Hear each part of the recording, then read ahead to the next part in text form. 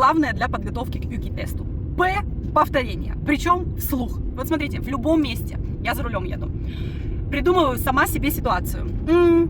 У меня какой-то странный звук, что-то стучит, надо позвонить в автосервис и забронировать время. И у меня на это есть там 30 секунд, чтобы вот это проговорить. И я прям сама себе засекаю время, go, ну примерно.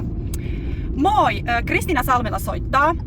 Mulla on autossa joku outo ääni, vähän niinku kop siellä jossakin takana oikealla. En tiedä mikä se on, niin haluaisin varata ajan, että katsoisitte mikä on vikana ja korjaisitte. Onko teillä tänään jo vapaita aikoja tai niin pian kuin mahdollista? Kiitos. Вот. Понятно, что мне легче, потому что у меня уровень языка выше, чем средний, но идею вы поняли, да? Что делать? Сами с собой разговаривайте вслух. И пофиг кто что подумает. Это лучшая подготовка. Лучшая. Даже если вы в своей речи будете делать ошибки, там, что-то думать, неважно. Мы учимся говорить только разговаривая. Неважно, что это там без собеседника, с ошибками или как-то. Потому что процесс создания предложений вслух определенные зоны мозга задействуют, которые не задействуют чтение, письмо и аудирование. Вот такая вот история.